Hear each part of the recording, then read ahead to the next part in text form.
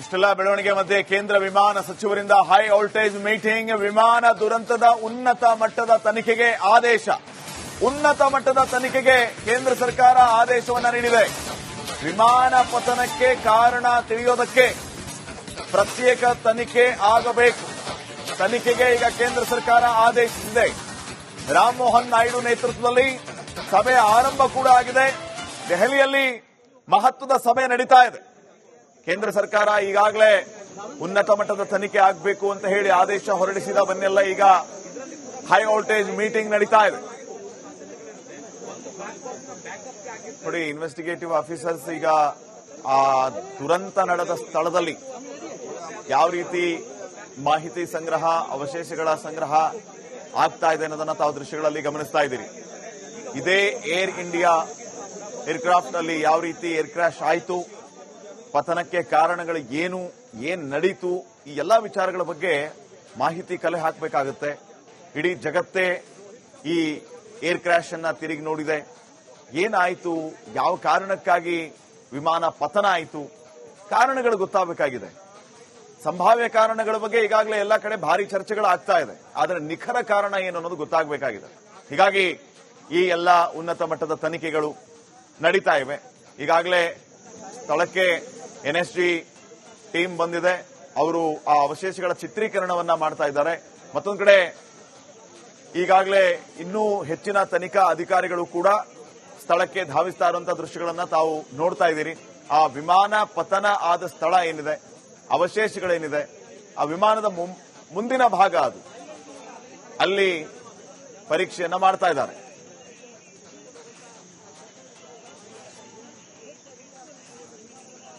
ಇನ್ನಷ್ಟು ಮಾಹಿತಿಯನ್ನ ಕೊಡೋದಕ್ಕೆ ನಮ್ಮ ನವದೆಹಲಿ ಪ್ರತಿನಿಧಿ ಈಗ ನೇರ ಸಂಪರ್ಕದಲ್ಲಿ ಜಾಯ್ನ್ ಆಗಿದ್ದಾರೆ ನಟೇಶ್, ಕೇಂದ್ರ ವಿಮಾನ ಸಚಿವರು ಹೈ ವೋಲ್ಟೇಜ್ ಮೀಟಿಂಗ್ ಅನ್ನ ಮಾಡ್ತಾ ಇದ್ದಾರೆ. ಈಗಾಗಲೇ ಕೇಂದ್ರ ಸರ್ಕಾರ ಉನ್ನತ ಮಟ್ಟದ ತನಿಖೆಗೆ ಆದೇಶ ನೀಡಿರುವಂತದ್ದು. ಈ ಸಭೆಯಿಂದ ನಾವು ಏನ್ ನಿರೀಕ್ಷೆ ಮಾಡಬಹುದು, ಏನ್ ನಡೀತಾ ಇದೆ?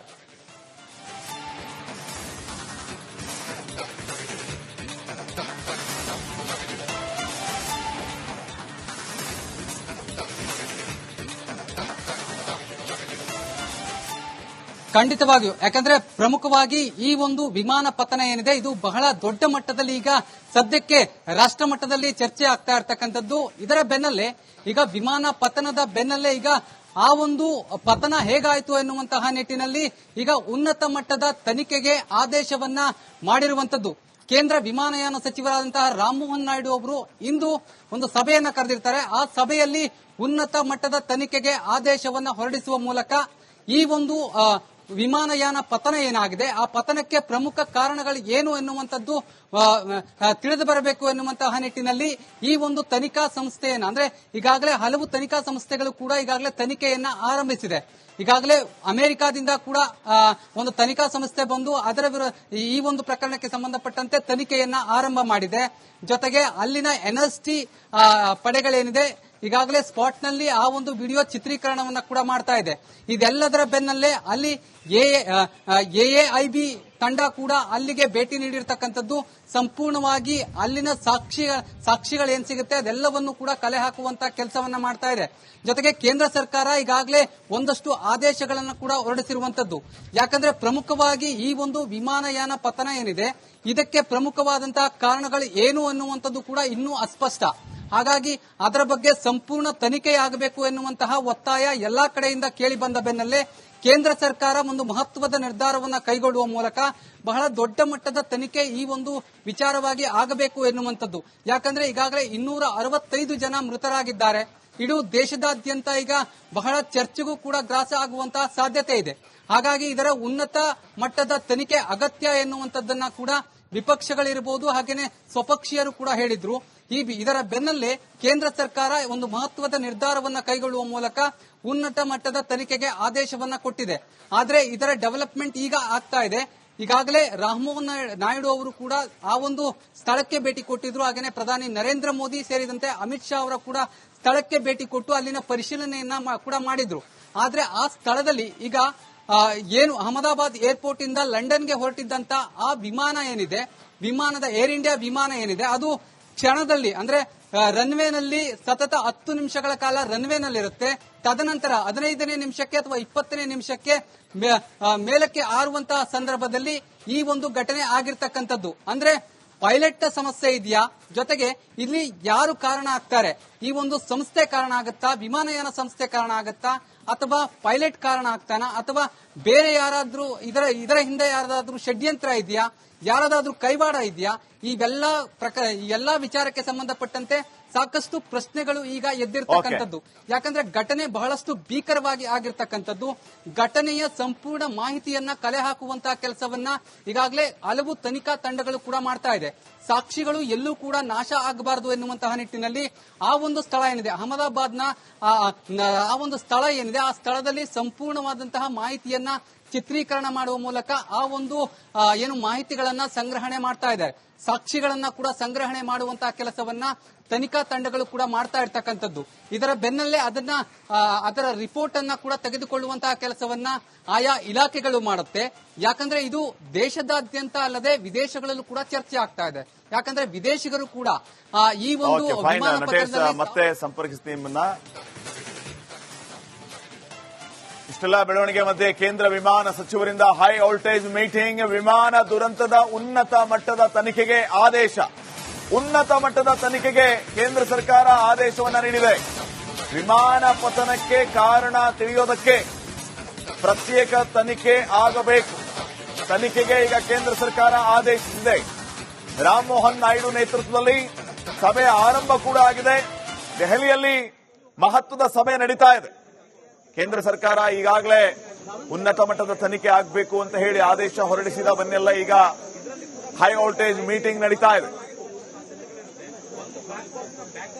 ನೋಡಿ, ಇನ್ವೆಸ್ಟಿಗೇಟಿವ್ ಆಫೀಸರ್ಸ್ ಈಗ ಆ ದುರಂತ ನಡೆದ ಸ್ಥಳದಲ್ಲಿ ಯಾವ ರೀತಿ ಮಾಹಿತಿ ಸಂಗ್ರಹ, ಅವಶೇಷಗಳ ಸಂಗ್ರಹ ಆಗ್ತಾ ಇದೆ ಅನ್ನೋದನ್ನ ತಾವು ದೃಶ್ಯಗಳಲ್ಲಿ ಗಮನಿಸ್ತಾ ಇದ್ದೀರಿ. ಇದೇ ಏರ್ ಇಂಡಿಯಾ ಏರ್ಕ್ರಾಫ್ಟ್ ನಲ್ಲಿ ಯಾವ ರೀತಿ ಏರ್ ಕ್ರಾಶ್ ಆಯಿತು, ಪತನಕ್ಕೆ ಕಾರಣಗಳು ಏನ್ ನಡೀತು, ಈ ಎಲ್ಲಾ ವಿಚಾರಗಳ ಬಗ್ಗೆ ಮಾಹಿತಿ ಕಲೆ ಹಾಕಬೇಕಾಗುತ್ತೆ. ಇಡೀ ಜಗತ್ತೇ ಈ ಏರ್ ಕ್ರಾಶ್ ಅನ್ನ ತಿರುಗಿ ನೋಡಿದೆ. ಏನಾಯಿತು, ಯಾವ ಕಾರಣಕ್ಕಾಗಿ ವಿಮಾನ ಪತನ ಆಯಿತು, ಕಾರಣಗಳು ಗೊತ್ತಾಗಬೇಕಾಗಿದೆ. ಸಂಭಾವ್ಯ ಕಾರಣಗಳ ಬಗ್ಗೆ ಈಗಾಗಲೇ ಎಲ್ಲ ಕಡೆ ಭಾರಿ ಚರ್ಚೆಗಳು ಆಗ್ತಾ ಇದೆ. ಆದರೆ ನಿಖರ ಕಾರಣ ಏನು ಅನ್ನೋದು ಗೊತ್ತಾಗಬೇಕಾಗಿದೆ. ಹೀಗಾಗಿ ಈ ಎಲ್ಲ ಉನ್ನತ ಮಟ್ಟದ ತನಿಖೆಗಳು ನಡೀತಾ ಇವೆ.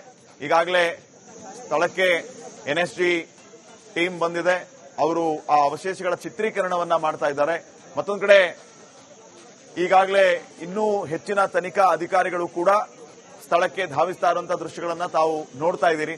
ಆ ವಿಮಾನ ಪತನ ಆದ ಸ್ಥಳ ಏನಿದೆ, ಅವಶೇಷಗಳೇನಿದೆ, ಆ ವಿಮಾನದ ಮುಂದಿನ ಭಾಗ ಅದು, ಅಲ್ಲಿ ಪರೀಕ್ಷೆಯನ್ನ ಮಾಡ್ತಾ ಇದ್ದಾರೆ.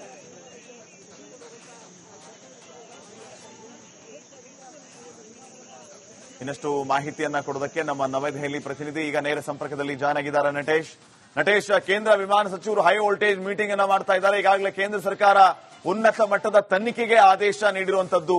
ಈ ಸಭೆಯಿಂದ ನಾವು ಏನ್ ನಿರೀಕ್ಷೆ ಮಾಡಬಹುದು, ಏನ್ ನಡೀತಾ ಇದೆ?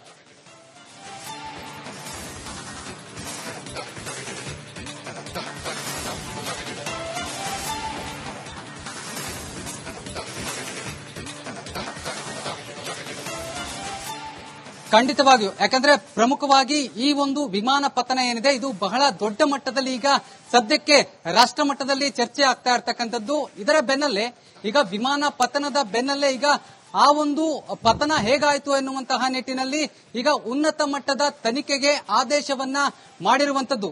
ಕೇಂದ್ರ ವಿಮಾನಯಾನ ಸಚಿವರಾದಂತಹ ರಾಮಮೋಹನ್ ನಾಯ್ಡು ಅವರು ಇಂದು ಒಂದು ಸಭೆಯನ್ನ ಕರೆದಿರ್ತಾರೆ. ಆ ಸಭೆಯಲ್ಲಿ ಉನ್ನತ ಮಟ್ಟದ ತನಿಖೆಗೆ ಆದೇಶವನ್ನ ಹೊರಡಿಸುವ ಮೂಲಕ ಈ ಒಂದು ವಿಮಾನಯಾನ ಪತನ ಏನಾಗಿದೆ, ಆ ಪತನಕ್ಕೆ ಪ್ರಮುಖ ಕಾರಣಗಳು ಏನು ಎನ್ನುವಂಥದ್ದು ತಿಳಿದು ಬರಬೇಕು ಎನ್ನುವಂತಹ ನಿಟ್ಟಿನಲ್ಲಿ ಈ ಒಂದು ತನಿಖಾ ಸಂಸ್ಥೆಯನ್ನ, ಅಂದ್ರೆ ಈಗಾಗಲೇ ಹಲವು ತನಿಖಾ ಸಂಸ್ಥೆಗಳು ಕೂಡ ಈಗಾಗಲೇ ತನಿಖೆಯನ್ನ ಆರಂಭಿಸಿದೆ.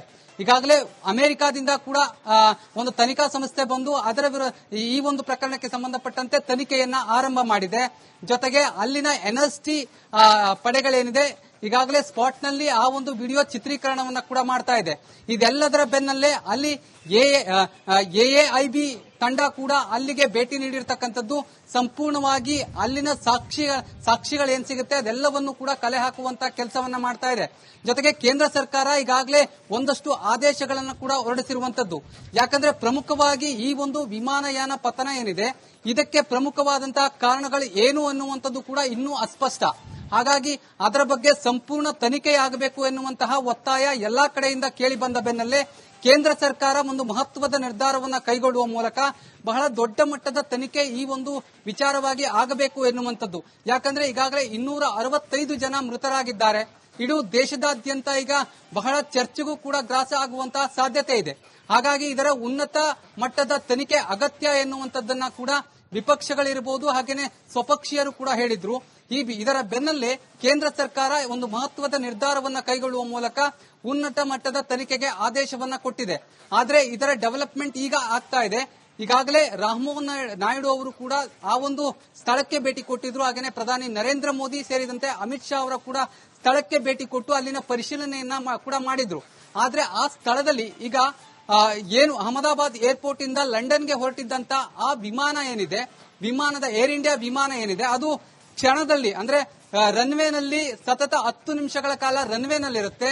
ತದನಂತರ 15ನೇ ನಿಮಿಷಕ್ಕೆ ಅಥವಾ 20ನೇ ನಿಮಿಷಕ್ಕೆ ಮೇಲಕ್ಕೆ ಹಾರುವಂತಹ ಸಂದರ್ಭದಲ್ಲಿ ಈ ಒಂದು ಘಟನೆ ಆಗಿರ್ತಕ್ಕಂಥದ್ದು. ಅಂದ್ರೆ ಪೈಲಟ್ ಸಮಸ್ಯೆ ಇದೆಯಾ, ಜೊತೆಗೆ ಇಲ್ಲಿ ಯಾರು ಕಾರಣ ಆಗ್ತಾರೆ, ಈ ಒಂದು ಸಂಸ್ಥೆ ಕಾರಣ ಆಗುತ್ತಾ, ವಿಮಾನಯಾನ ಸಂಸ್ಥೆ ಕಾರಣ ಆಗುತ್ತಾ, ಅಥವಾ ಪೈಲಟ್ ಕಾರಣ ಆಗ್ತಾನ, ಅಥವಾ ಬೇರೆ ಯಾರಾದ್ರೂ ಇದರ ಹಿಂದೆ ಯಾರಾದ್ರೂ ಷಡ್ಯಂತ್ರ ಇದೆಯಾ, ಯಾರದಾದ್ರೂ ಕೈವಾಡ ಇದೆಯಾ, ಇವೆಲ್ಲ ವಿಚಾರಕ್ಕೆ ಸಂಬಂಧಪಟ್ಟಂತೆ ಸಾಕಷ್ಟು ಪ್ರಶ್ನೆಗಳು ಈಗ ಎದ್ದಿರ್ತಕ್ಕಂಥದ್ದು. ಯಾಕಂದ್ರೆ ಘಟನೆ ಬಹಳಷ್ಟು ಭೀಕರವಾಗಿ ಆಗಿರ್ತಕ್ಕಂಥದ್ದು. ಘಟನೆಯ ಸಂಪೂರ್ಣ ಮಾಹಿತಿಯನ್ನ ಕಲೆ ಹಾಕುವಂತಹ ಕೆಲಸವನ್ನ ಈಗಾಗಲೇ ಹಲವು ತನಿಖಾ ತಂಡಗಳು ಕೂಡ ಮಾಡ್ತಾ ಇದೆ. ಸಾಕ್ಷಿಗಳು ಎಲ್ಲೂ ಕೂಡ ನಾಶ ಆಗಬಾರದು ಎನ್ನುವಂತಹ ನಿಟ್ಟಿನಲ್ಲಿ ಆ ಒಂದು ಸ್ಥಳ ಏನಿದೆ ಅಹಮದಾಬಾದ್ನ ಆ ಒಂದು ಸ್ಥಳ ಏನಿದೆ ಆ ಸ್ಥಳದಲ್ಲಿ ಸಂಪೂರ್ಣವಾದಂತಹ ಮಾಹಿತಿಯನ್ನ ಚಿತ್ರೀಕರಣ ಮಾಡುವ ಮೂಲಕ ಆ ಒಂದು ಏನು ಮಾಹಿತಿಗಳನ್ನ ಸಂಗ್ರಹಣೆ ಮಾಡ್ತಾ ಇದ್ದಾರೆ. ಸಾಕ್ಷಿಗಳನ್ನ ಕೂಡ ಸಂಗ್ರಹಣೆ ಮಾಡುವಂತಹ ಕೆಲಸವನ್ನ ತನಿಖಾ ತಂಡಗಳು ಕೂಡ ಮಾಡ್ತಾ ಇರ್ತಕ್ಕಂಥದ್ದು. ಇದರ ಬೆನ್ನಲ್ಲೇ ಅದರ ರಿಪೋರ್ಟ್ ಅನ್ನ ಕೂಡ ತೆಗೆದುಕೊಳ್ಳುವಂತಹ ಕೆಲಸವನ್ನ ಆಯಾ ಇಲಾಖೆಗಳು ಮಾಡುತ್ತೆ. ಯಾಕಂದ್ರೆ ಇದು ದೇಶದಾದ್ಯಂತ ಅಲ್ಲದೆ ವಿದೇಶಗಳಲ್ಲೂ ಕೂಡ ಚರ್ಚೆ ಆಗ್ತಾ ಇದೆ.